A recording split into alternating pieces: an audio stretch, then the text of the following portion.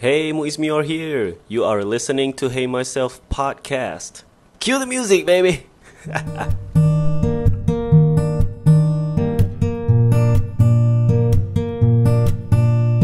What's up, Hey Myself listeners? Thank you so much for tuning in to this week's episode. Oh wow, I am super excited for our today's guest.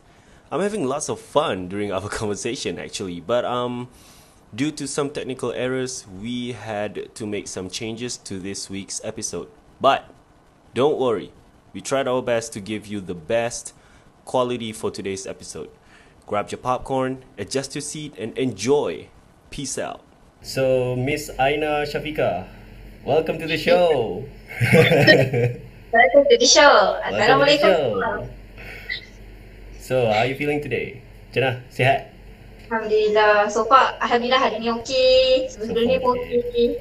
Yelah. Cun. We need to stay safe. Ya, terserah. Biasalah kehidupan mesti diteruskan, betul tak? Betul. So aku sebenarnya aku sangat bersyukur sebab aku dapat bersembang dengan hang hari ni. I am so grateful that we can have a conversation tonight, and so first of all aku nak abang yang kita punya conversation ni just santai-santai lah. Aku tak mau straightforward to fix punya topik ke apa kan.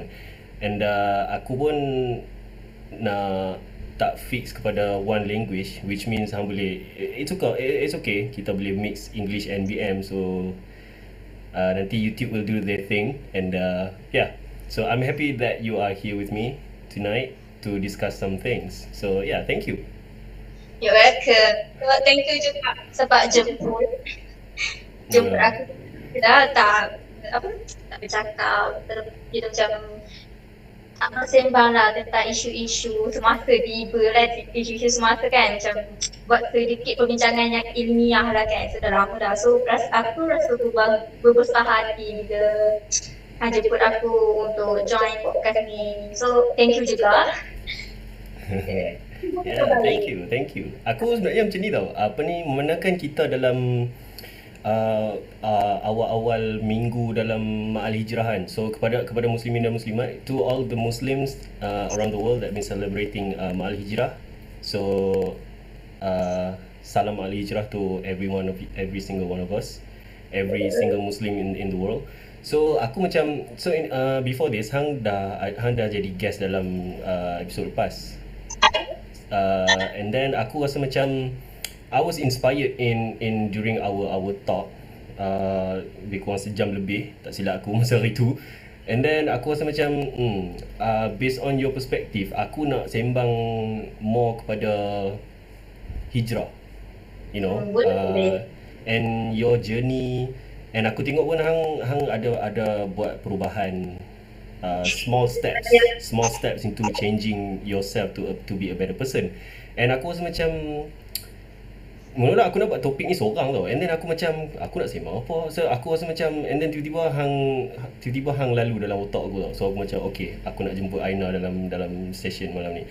So without further ado, aku nak sembang, first of all aku nak sembang pasal your journey lah. So far hang rasa kan macam mana journey hang dalam Berhijrah. ya, berhijrah? Sebenarnya aku dah start hijrah dah. Dia sebenarnya daripada form tu lagi, tapi sebab bila kita cakap pasal hijrah ni, tak semestinya kita berhijrah dari segi pakaian tau. Kalau kita nak berhijrah, kita kena berhijrah dari semua benda, dari segi kita punya akhlak, dari segi kita punya ilmu, kita punya adab dengan orang lain. So yang betul-betul 100% yang aku berubah start yang COVID ni melanda kita punya negara. So one of the reason COVID ni pun itu adalah salah satu hikmah lah untuk mendekatkan dan membuatkan aku lebih dekat kepada Allah SWT.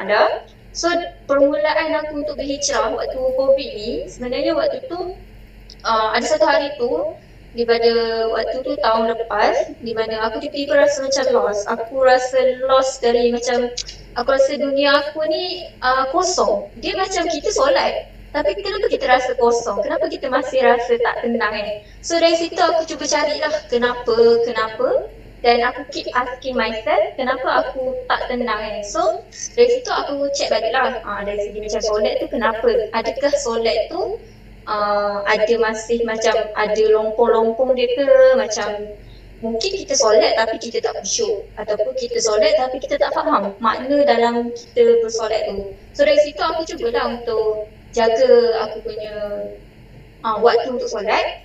And then seperti yang ramai yang tahu, aku kembali pakai kurdah balik. Aku pakai balik kurdah start bulan 12. Kenapa aku pakai kurdah balik? Sebab sebenarnya ramai orang fikir kurdah ni sekadar untuk menutup kecantikan. Tapi bagi aku, kurdah ni adalah nak menunjukkan yang kita sebenarnya betul-betul nak dekatkan diri kita kepada Allah. Sebab walaupun ramai orang yang berkurdah tapi dia salah gunakan konsep berkurdah tu, dia macam dia berkurdah tapi dia masih bertabarrujan. Tapi yang sebetul-betul konsep bila kita berkurdah ni adalah kita nak jaga diri kita daripada semua benda tu. So bila kita berkurdah, kita akan rasa macam bila kita nak buat something yang teruk lah, macam dosa ke, walaupun sekecil-kecil dosa, kita akan rasa macam aku tak naklah menjadi penyebab untuk fitnah, menjadi fitnah untuk nikah-habis lain kan. So dari situlah aku macam paksa diri aku dekatkan dengan orang-orang yang lebih berilmu daripada aku, sebab aku bukan dalam golongan orang yang beragama. Kira sekeliling aku bukan orang-orang yang terlalu mendalam kira ilmu agama dia kan. Jadi macam kita tahu kita tak ada dalam golongan itu. Jadi kalau kita dah tahu kita tak berada dalam golongan itu, kita terpaksa keluar daripada golongan itu dan kita cari golongan yang betul-betul menghidupkan menghidupkan syariat Allah tu. Jadi alhamdulillah Allah permudahkan, Allah temukan aku dengan seorang penghafaz Al-Quran. So dari dia lah, disebabkan aku berjumpa dengan seorang penghafaz Al-Quran, aku punya semangat untuk berhijrah, untuk lebih mendalami Al-Quran tu lebih berkobar-kobar lah. Sebab kita tahu bila orang yang menghafaz Al-Quran ni adalah orang yang Allah pilih untuk menjaga kalamnya kan. Jadi macam kita ni, kita bukan penghafaz Al-Quran, jadi kita macam agak tersentak lah sebab kita bukan orang yang penghafaz Al-Quran. Tapi kalau kita tak mampu untuk hafaz satu senaskah Al-Quran tu, takkanlah kita nak tinggalkan kesemuanya kan. So dari seorang hamba Allah yang aku jumpa ni, yang membuatkan aku juga membuat perubahan untuk menghafaz sedikit ayat surah-surah dalam Al-Quran. Walaupun ia adalah surah yang pendek, tapi still memberi manfaat lah kepada kita kan. Memberi manfaat kepada aku, kepada orang lain. Sebab kita tahu yang dalam Al-Quran ni dia banyak, kira macam banyak baik-baik kata Al-Quran yang boleh menenangkan diri kita. So dari segi aku berubah untuk memakai kurdah, untuk mendekatkan diri aku dengan Al-Quran, mendekatkan aku dengan orang-orang yang berilmu agama, dan memilih untuk tidak expose diri sendiri terlalu banyak di sosial media. So dari situlah aku menemui ketenangan yang aku impi-impikan selama ini. So itulah sedikit hijrah yang aku mulakan dari sepanjang COVID-19. Wow, bila aku dengar hang punya journey tu, aku somehow boleh relate tau. Bila hang mention pasal COVID kan, aku pun dapat realize yang COVID ni dia satu momen untuk kita buka mata fizikal and mata hati kita. Betul? It's some point like kita, yes, memang kita terpaksa berkurung dalam rumah. I mean, tak boleh nak keluar ke mana-mana tanpa sebab kan.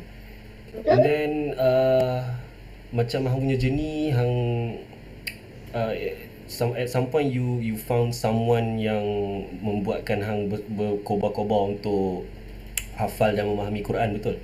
Betul? Alhamdulillah. So through that, hang jadi macam through COVID ni juga hang dapat jumpa someone ni untuk buatkan hang jadi untuk berkobar-kobar jadi someone yang lebih better, hafal Quran, faham Quran, and that's a really good thing, you know.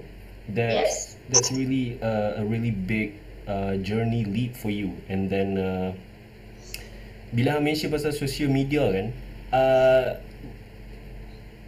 adakah time sekarang ni hang, is it that you taking a break from social media or you are completely still going in social media? Sekarang ni aku masih memakai social media, tapi aku gunakan platform social media ni untuk sebarkan kebaikan lah. Sebab sekarang ni pun, sebab kita kadang-kadang kita tak tahu mungkin ada antara followers kita yang suka akan sharing kita kan. So mungkin sometimes aku ada yang aku akan ambil sedikit masa untuk berehat daripada social media. Kalau aku rasa macam aku terlalu lalai dengan social media, aku akan macam deaktif lah semua social media yang aku ada. Tapi kalau masa tu semangat untuk aku berdakwah, orang kata berdakwah, semakin berkobar-kobar, waktu tu aku akan aktifkan balik semua social media dan aku akan share sebanyak mana yang aku boleh share berkaitan dengan kehidupan seharian aku yang aku boleh kaitkan dengan kita punya penghijrahan, supaya ada orang yang dapat manfaat daripada penghijrahan kita. So aku dapat lah sedikit feedback lah daripada followers aku lah kan.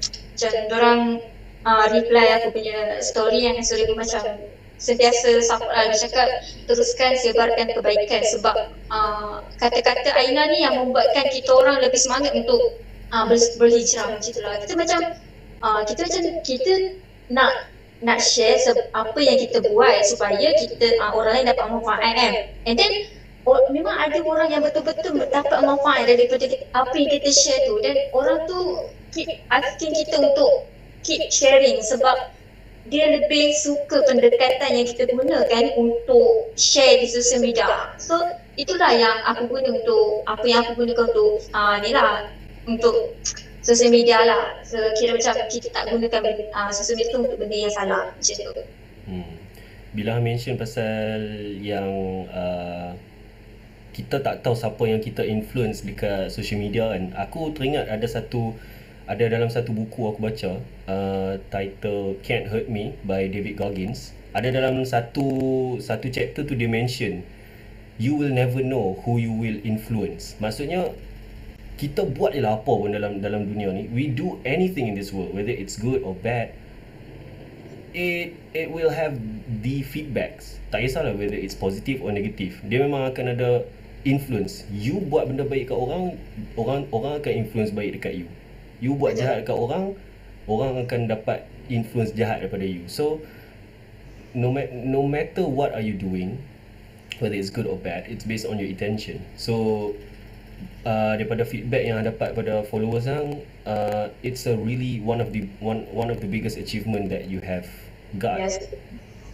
Sangat-sangat bersyukur. Kita macam tak sangka kan, kita cuma nak share, kita tak mengharapkan lebih, tapi alhamdulillah, itu je yang aku cakap, alhamdulillah sangat-sangat. So it's a good thing for you. It's a good thing for you, and it's a good thing for your followers, because hang boleh still keep on, when you have the support, whether it's positive or negative, you can keep on going, right? You can keep on going. You can learn. Okay, kalau aku dapat positive feedback, apa yang aku boleh belajar?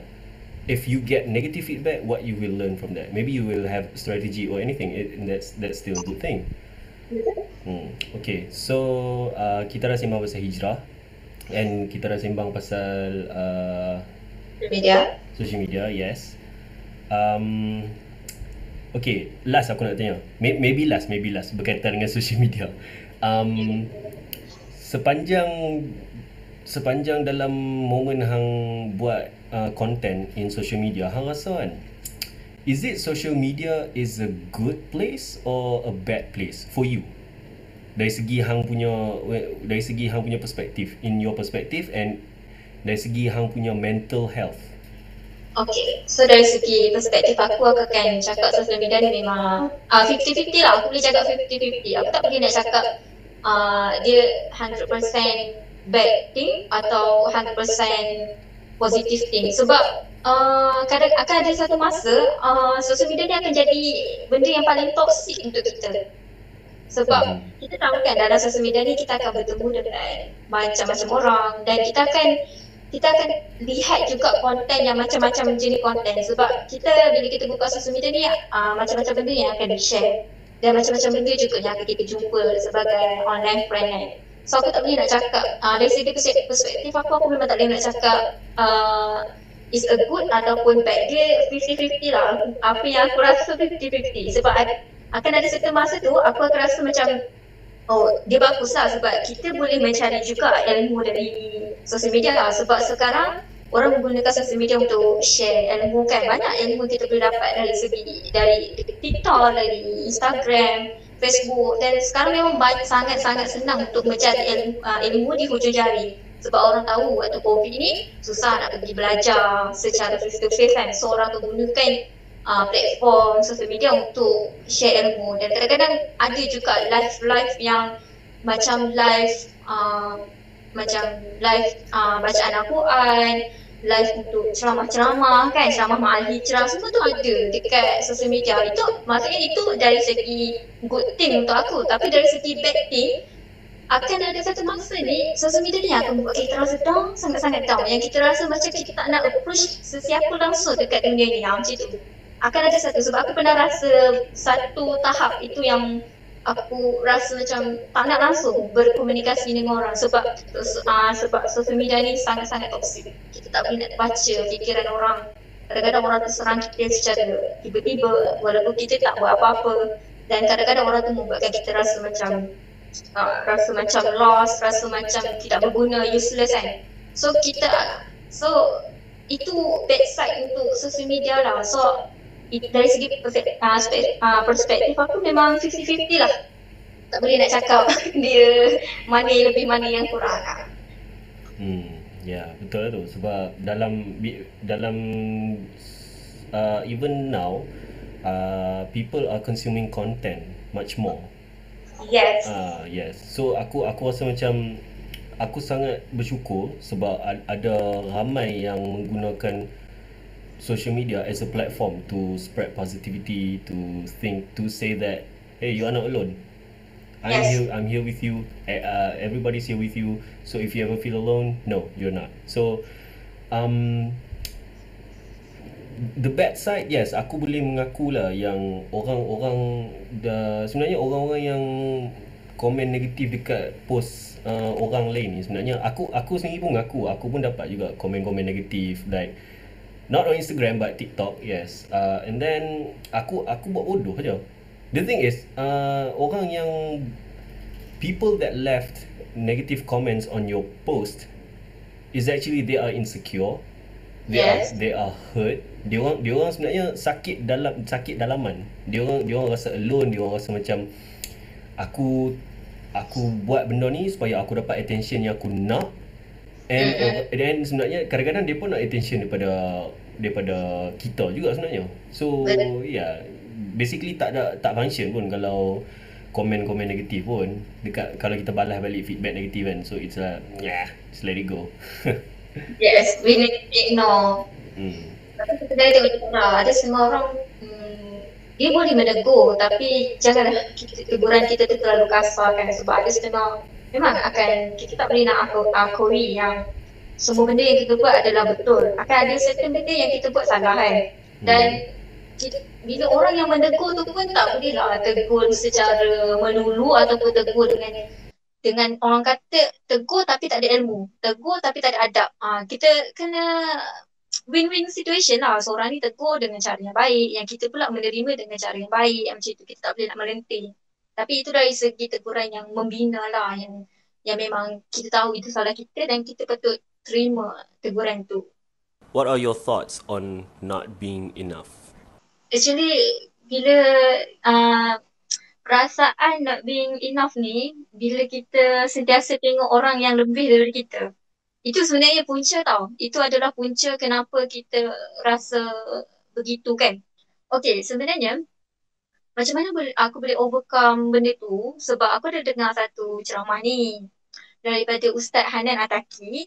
Ustaz Hanan Attaqi cakap kalau dari segi kita, bila kita nak buat kebaikan, syaitan ni dia kan tak suka manusia buat kebaikan. Sebab kalau manusia buat kebaikan, nanti manusia boleh masuk syurga kan. So syaitan ni kan nak hasut anak-anak Adam ni untuk masuk ke neraka. So bila manusia ni bila nak buat kebaikan, tak kisahlah dia nak share benda baik ke ataupun dia nak tegur orang ke, dia akan macam bisikkan macam Yuwas Wisufi. dia macam bisikkan yang alah tak payah buat lah, hang bukan baik mana pun. Alah tak payah buat lah, nanti orang cakap hang riak. Tak payah buat lah, nanti orang kata hang acah-acah alim. Ini, benda ni memang terjadilah sebab kita tahu memang itu adalah tujuan utama syaitan untuk datang ke dunia ni untuk menghasut anak Adam kan. So, selalu apa yang Ustaz Hanan Ataki cakap, even though kita contoh, kita nak solat di depan macam contoh kita kita balik balik dengan kita berjumpa dengan ahli keluarga kita, saudara mara kan.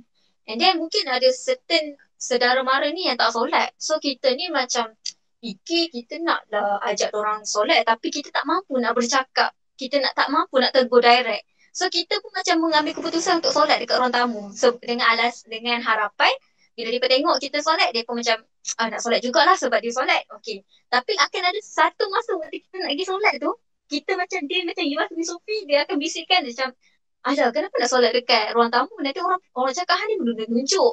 Hang menunjuk-nunjuk berbuat ibadah. Padahal kita punya niat utama kita pada awalnya adalah untuk orang tengok supaya dia pun nak solat, bukan sebab kita nak menunjuk, tapi disebabkan yang Yuwaswi Sufi tu dia bisikkan, kita akan jadi macam tak jadilah nak solat dekat ruang tamu, nak solat sorok-sorok lah sebab tak nak orang fikir kita menunjuk. So dari segi yang lepas tu Ustaz Hanan Ataki cakap macam mana kita nak overcome benda ni adalah kita kena sentiasa istighfar lah. Kalau macam kita rasa macam kalau aku buat ni nanti menunjuk apa ni, kita istighfar. Kita istighfar dan kita teruskan buat kebaikan sebab kita akan tahu yang mana satu kebaikan yang kita buat yang Allah akan terima. Jadi kita buat je. Kita tak boleh nak judge diri kita ni ikhlas ataupun tidak dalam membuat sesuatu sebab ikhlas ni adalah something yang kita tak boleh nak risau, kita tak boleh nak tahu sebab dia seolah-olah macam semut hitam yang berjalan di atas baju ataupun kain yang warna hitam. Kita akan nampak. Kalau kita even kita tengok betul-betul dengan mata kasar, kita jaranglah nampak. Melainkan kita betul-betul dekat kan. Tapi itu juga yang kita boleh kaitkan dengan ikhlas. Sebab ikhlas ni kita tak boleh tahu. Kita tak akan tahu sejauh mana keikhlasan kita dalam membuat kebaikan, nak share konten ke apa, kita tak akan tahu. So, kita teruskan je buat. So, dari situ yang menjadi asbab untuk aku macam, okay, lupakan pasal not being enough tu. Just lupakan dan buat je yang terbaik untuk sharing benda yang baik. Sebab walaupun kadang-kadang mungkin kita akan terasa macam hebat juga aku kalau share-share benda ni sebab ramai pula yang view aku punya video, ramai pula yang follow. Walaupun masa tu mungkin betul-betul kita terasa riak kan. So kita jangan, bila kita perasan kita macam teriak sikit, bukan kita ambil keputusan untuk berhenti share. Kita just istighfar lah macam, ya Allah, Tuhanku ampunkan aku sebab jika aku teriak sebentar tadi.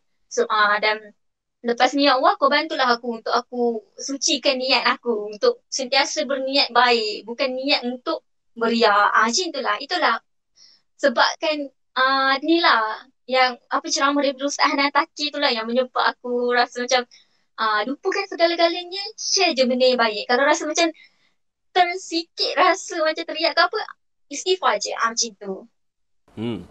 Those are interesting points. But in your opinion, does not being enough and insecure relate to each other? Aku akan katakan 80% dia related. Macam yang aku cakap tadi, sebab rasa tak cukup baik kan. Yang kedua sebab dia tengok rasa macam orang lain lebih hebat. And then kadang setengah orang insecure ni, dia rasa macam itu bukan tanggungjawab dia untuk buat benda tu. Sebab dia rasa macam, kan ada orang lebih-lebih hebat. So, diorang je lah yang share. Kita tak payah share. Itu adalah orang insecure. Dan aku tak dapat aku tak nafikan yang aku perfect. Sebab aku pun selalu juga insecure. Sebab insecure ni semua orang akan rasa. Walaupun kita rasa macam, jangan insecure. Cuba jangan bandingkan diri kita dengan orang lain. Tapi kita tetap akan buat. Sebab benda tu memang dia macam dah jadi semula jadilah. Dia dah memang natural dalam kehidupan semua orang. Even orang tu positif macam mana pun dia akan insecure. So aku tak tahu nak cakap lebih-lebih macam apa opinion aku tentang insecure kan. Tapi apa yang aku rasa, selalunya sebab aku rasa macam aku tak cukup baik lah. Contoh. Dari segi insecure, macam bila aku terkenal seseorang, aku bukan kenal lah, aku tengok someone. dari golongan agamawan. Lepas tu tengok dia macam ilmu dia tinggi. Belajar kitab. Hafaz Al-Quran pula. Lepas tu cantik memang cantik. Kan? Lepas tu berpudar. Memang jaga diri dia. So dari situ aku akan tidak insecure lah. Aku rasa macam aku terus akan judge diri aku. Aku ni siapa je kalau nak dibandingkan dengan dia. Aku ni siapa je kalau nak share konten berbanding dengan dia yang lagi tinggi ilmu dia. Sebab aku pernah ditegur. Aku pernah tegur. Orang pernah macam tegur. Orang cakap kalau nak berubah dia suruh aku cari inilah dia suruh aku cari guru sebab dia kata janganlah tidak beradab lah kiranya kalau belajar tapi tak ada guru maksudnya dia suruh aku cari guru supaya ada sanad untuk ni lah kau faham lah kira macam bila ada guru dia ada anak murid dia kan kau kena belajar benda tu so aku sebenarnya dari segi perspektif aku kalau nak buat kebaikan tak semestinya dia kena dia macam kalau kau nak berubah ke berhijrah tak janganlah kau buatkan benda tu complicated. Okay, memang betul. Setengah orang tu macam kalau kau nak cari ilmu kau janganlah tengok on internet saja. Kau kena belajar kan. Betul memang betul. Benda tu aku tak dapat nafikan. Dan janganlah kita rujuk 100% dengan internet sebab internet pun ada je yang benda-benda menipu kan yang tak betul kan. Kalau benda-benda yang kita keliru kita tanya orang yang betul. Dan selalunya itu pun salah satu yang menyebabkan aku insecure lah masa tu. Aku rasa macam sebab ada orang macam ada orang tegur lah kita kiranya kita ni buat konten tapi tak ada ilmu macam tu lah padahal orang tak tahu kita pun punya berusaha cari ilmu dulu sebelum buat konten sebab kita tak nak konten kita tu konten yang merapu ataupun konten yang tidak bermanfaat itu sebenarnya antara benda-benda yang boleh insecurekan orang untuk buat kebaikan sebab akan ada je yang orang yang macam uh, kau nak share benda baik tapi kau bukannya daripada sekolah agama. Kau nak share benda-benda macam ni tapi kau bukannya belajar mendalam pun kau kitab pun kau tak ada macam tu. Akan ada orang yang macam tu. Dan macam mana orang nak sharekan benda kebaikan kalau terdapatnya orang yang macam ni. Gitu. What is your opinion on the Y ladder? Betul. Bila orang cakap pasal Wild Lady ni aku teringat video yang Slurpee Crank tu buat, dia pun ada buat satu konten berkaitan yang kita akan keep tanya diri kita kenapa. Macam kenapa kita kena kahwin? Kenapa kita kena makan? Kenapa kita kena mandi? Dia setiap apa yang kita buat tu akan ada why. And tak semestinya setiap kenapa tu ada jawapan. Dan bila kita tanya satu soalan yang berkaitan dengan kenapa, kita akan jumpa lagi satu soalan yang berkaitan dengan kenapa. Dan takkan ada jawapan akhir untuk persoalan kenapa. Faham tak? Kita kena stop asking diri kita macam kenapa tak cantik? Kenapa tak kurus? Kenapa tak putih? Kenapa tak flawless?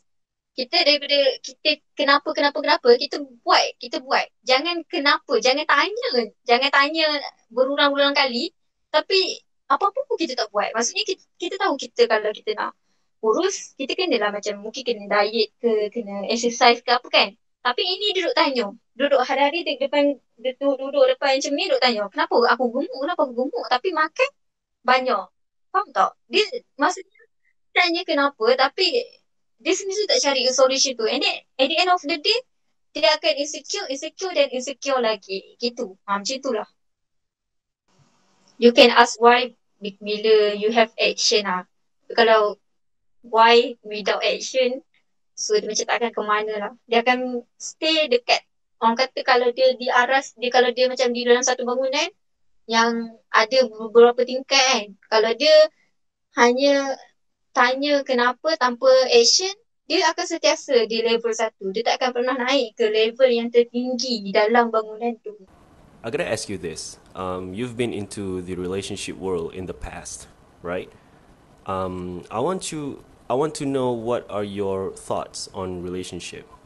I don't know lah kalau aku punya jawapan ni membantu ke tak sebab aku punya macam apa yang aku cakap, apa-apa yang aku buat, aku akan kaitkan dengan Islamik lah dari segi Islamik.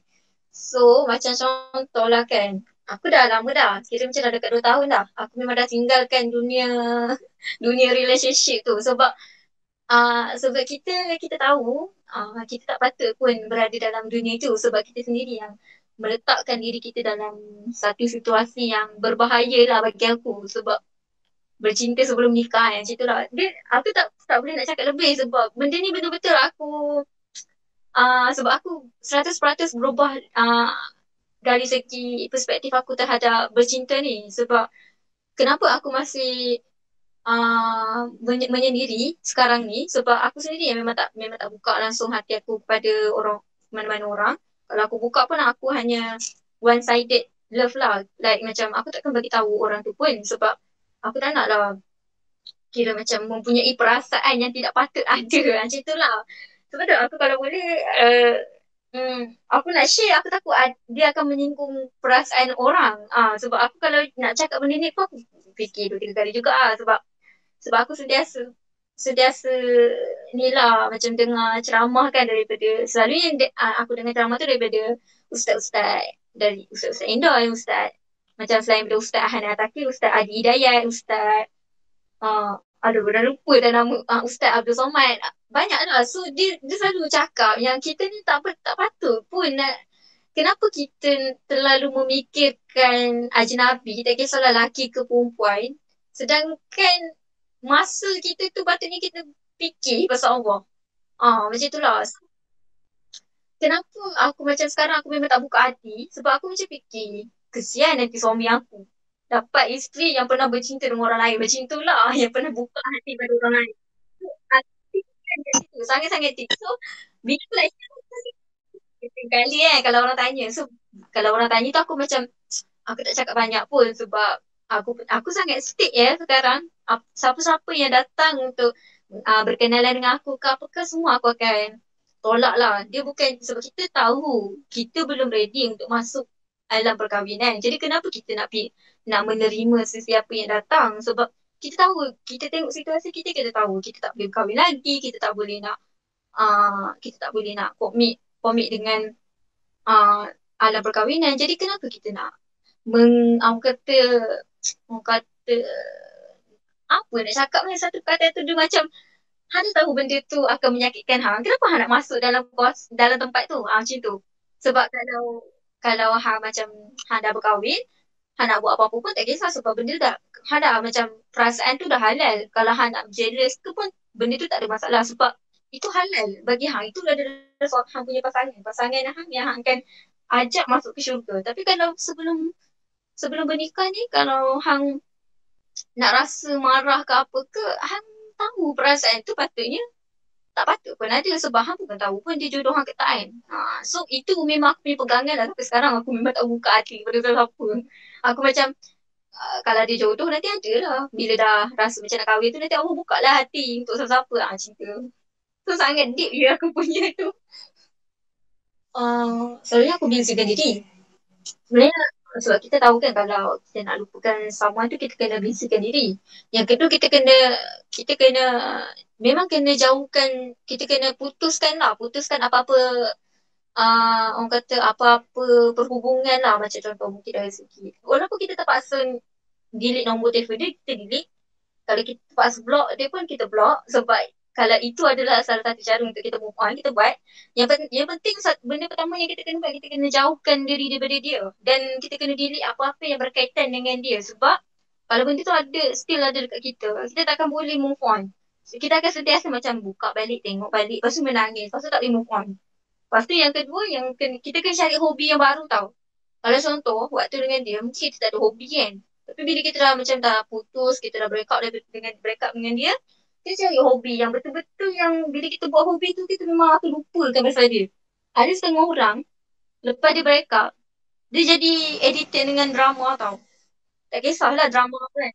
Macam bila dia tengok drama, dia memang tak fikir lah pasal orang lain. Sebab dia nak tengok drama je. Dia nak tahu storyline drama tu je. So memang start dia tengok drama, habis dia lupa terus dia punya pasangan dia yang lama kan. And then yang kedua, yang pertama kita jauhkan diri dia. Yang kedua kita bizakan diri kan. Dan yang ketiga, kalau boleh ada setengah orang, dia walaupun dia dah macam dah jauhkan diri daripada orang tu ke apa kan, dia akan still ada macam orang kata cara cara alternatif lah untuk tahu pasal orang tu. Tak kisahlah dari macam contoh kawan-kawan ke ataupun adik-beradik dia ke atau ada macam-macam cara lah. Orang nak kalau orang tu dah nak tahu sangat pasal ex dia, dia akan buat apa-apa cara untuk tahu pasal ex dia tu kan.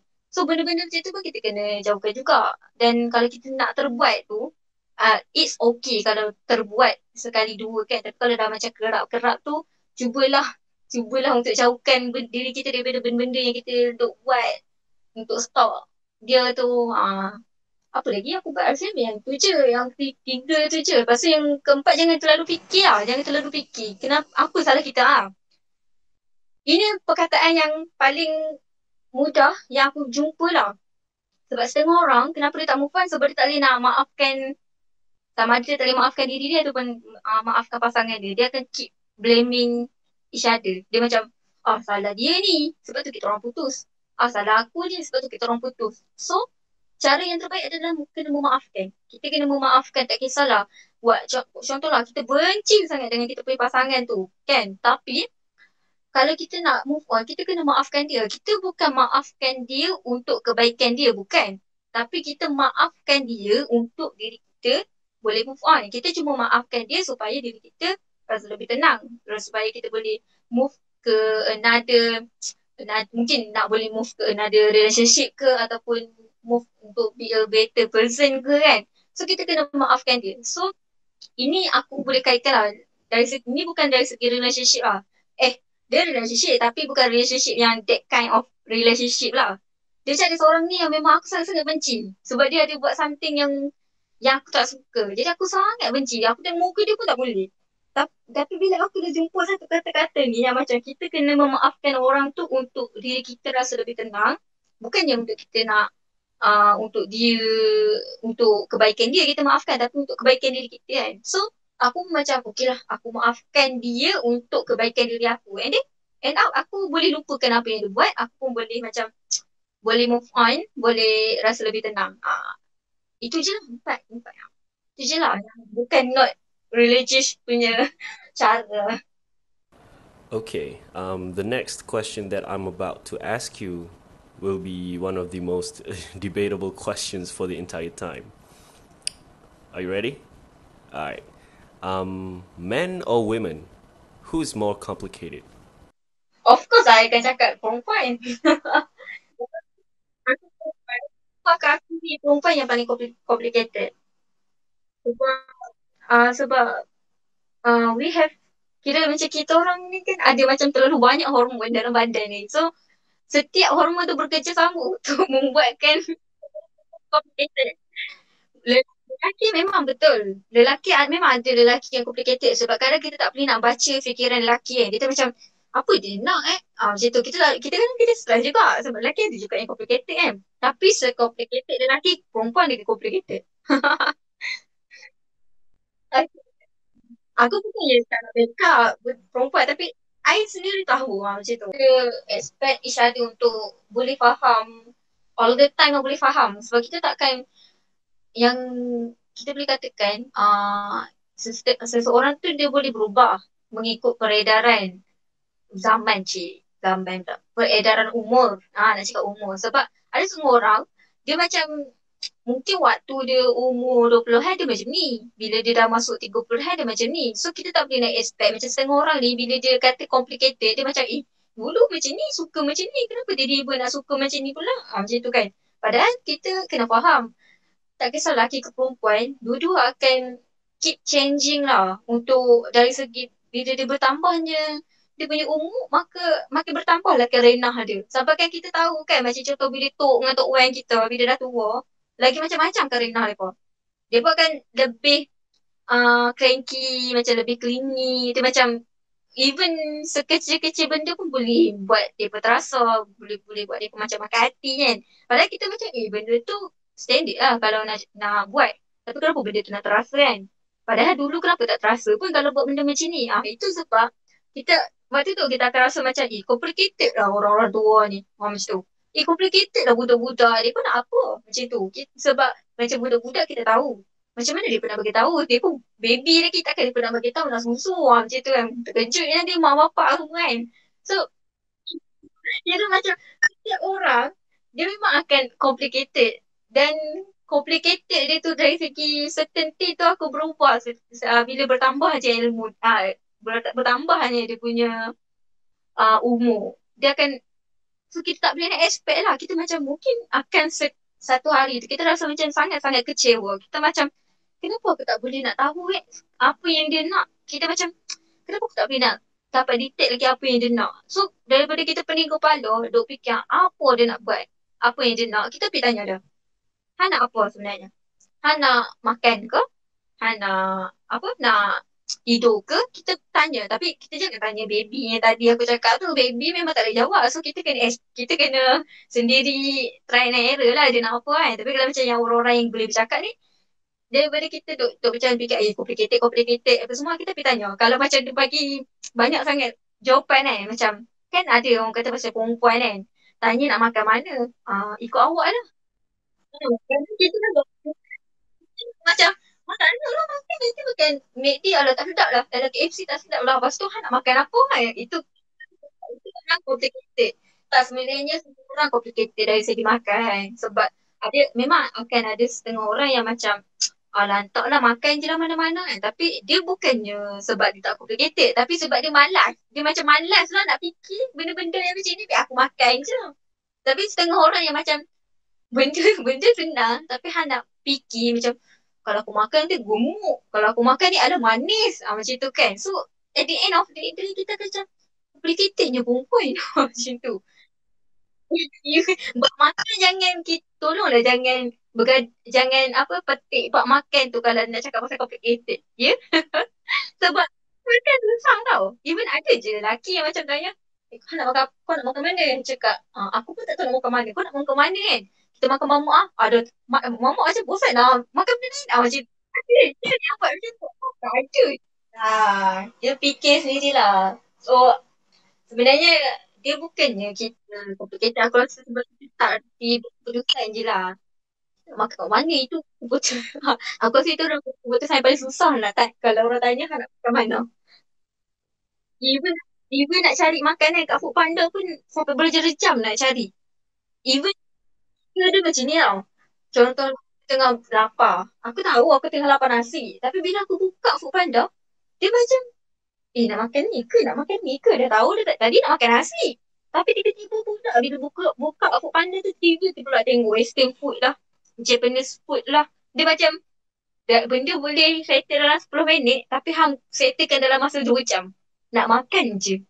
At the end of apa? Lepas tu kenapa makanan tu sampai lambat? Lepas tu kita salahkan rider. Kenapa lambat? Padahal itu salah kita.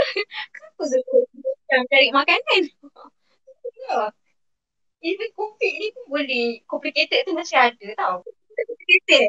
Dia macam sedap benda tu. Tengok duit. Aduh, kacau duit. Tak cukup. Jadi, itu lah. So, kita tak boleh nak debat lebih-lebih lah pasal complicated ni. Semua orang complicated. You ready for end game? Which is rapid fire questions. Alright, cool. So question number 1. What does success means to you? Aduh, soalan ni aku pun masih mencari. Nak jawab tapi aku pun masih mencari apa label berjaya dalam diri aku. So, next question. Aku tak boleh jawab. Agak complicated untuk studi L ini. Okay. Question number 2. When is the last time you cry? 2 days ago. Yes, 2 days ago. Baru je. Kalau kita tahu kan 2 hari yang lepas baru start mahal hijrah kan. So menangis sebab tu lah. Sebab kita macam kita macam kita nak dah masuk tahun baru tu kita macam mempunyai azam baru lah. So aku menangis sebab tu lah. Aku menangis sebab aku rasa macam jenis aku sebagai seorang muslimah tu masih belum cukup. So aku macam menangis lah masa tu. Aku menangis waktu solat lah. Dia selalunya aku menangis waktu solat je. Aku jarang menangis luar solat. Ada tapi kebanyakannya waktu solat lah. Sebab kita rasa macam lebih dekat, lebih senang untuk menangis waktu tu kan. So itulah, that's the reason kenapa aku menangis. Aku rasa macam aku belum cukup muslimah lagi. So aku perlukan something untuk aku rasa, untuk aku buat waktu tahun baharu Islam ni. Macam tu lah. Habis tu lah 2 hari lepas Siti Sarah meninggal. Tengok aku dah complicated sebab sehari sebelum Siti Sarah meninggal tu pun aku menangis juga. So tempat dia dah bukan. Ya Allah ya Tuhan. Okay, Siti Sarah meninggal sehari sebelum 1 Muharram. Betul lah. So aku menangis tu yang 1 Muharram tu. Yang waktu Siti Sarah meninggal tu pun aku menangis juga. Aku menangis yang seharian aku mudi. Sebab apa? Disebabkan pemergiannya arwah Siti Sarah, kita sangat-sangat terkesan. Sebab kita macam fikir, okay, berapa banyak masa yang kita dah kata bazirkan untuk tak menghargai orang yang sekeliling kita. Betul tak? So, bahagian Siti Sarah tu lah yang membuka mata kita untuk lebih menghargai orang sekeliling kita. Tak kisahlah family ke, kawan ke. So, disebabkan pemergian arwah Siti Sarah juga, aku terus teringat arwah atuk aku yang dah pergi waktu tahun 2019. So, memang seharian tu aku mudi lah. Buat kerja pun macam orang, macam tahu tak, macam mayat hidup yang tak bersemangat. Layan customer pun kita macam sedih. Alright. Question number 3. If you could create one law, what would it be? Aku akan, peraturan yang aku nak sangat-sangat dalam dunia ni adalah peraturan dari segi keadilan. Sebab aku seseorang yang sangat pentingkan keadilan. So, I don't mind sama ada hal ni orang atasan ke, orang bawahan ke, orang yang terbiar ke, orang yang terhina ke apa, keadilan itu sangat penting. So, peraturan yang aku nak sangat satu dunia ni amalkan adalah keadilan lah, justice kan. Sebab bagi aku bila adanya keadilan, maka kehidupan akan menjadi lebih better dan semua orang akan hidup dengan happy lah aku rasa. Sebab takkan ada lagi orang yang tersakiti lah. Itu adalah memang, even kalau contoh lah aku tak mampu nak ubah satu dunia pun, aku nak sangat dalam family aku amalkan keadilan. Sebab keadilan tu sangat-sangat penting. Sekarang susah sangat orang nak buat keadilan, betul tak? Itu adalah benda yang paling aku nak dalam dunia ni, keadilan. Ramai yang tersakiti sebab tak adanya keadilan. Banyaknya rasis. Rasis tu adalah one of the ketidakadilan bila dia merasakan yang orang macam ni lebih better daripada orang ni. Sebab itu tak adil lah. Kita layan orang macam tu kan. Kita layan. Sebab kita tengok secara menyeluruh lah dari segi keadilan. Aku tak cakap dari segi Malaysia lah. Aku akan cakap the world lah. World. Kita macam semua orang setiap pelosok dunia ni patut ada keadilan tu. Tak kisahlah sekecil-kecil benda ataupun sebesar-besar benda. Macam tu. Where can people follow you? Siapa yang nak follow saya, boleh follow saya di Instagram saja. Sebab saya hanya aktif di Instagram saja. So, _Aina Sofi. AINASOUFI. Sila type nanti ya. _Aina Sofi. Boleh follow di IG. Sebab di IG saya sangat-sangat aktif. Is there anything that I missed out or make you want to talk about something? So far, no. Tak rasa pun macam nak share banyak benda. Cuma nak cakap salam al-hijrah. Dan for everyone yang rasa macam diri tu banyak kekurangan, stop cakap pasal kekurangan diri dan cuba cari apa kelebihan diri kita supaya itu akan menjadi kekuatan untuk diri kita menjalani kehidupan kita seharian dan yang akan datang. Okay? Be positive every day. Wow, what a great episode. I just want to say thank you so much for listening. And I am so grateful for your time. And I hope you can learn something from today's episode. And as always, I wish you and your family are happy, healthy, safe, and well during these times.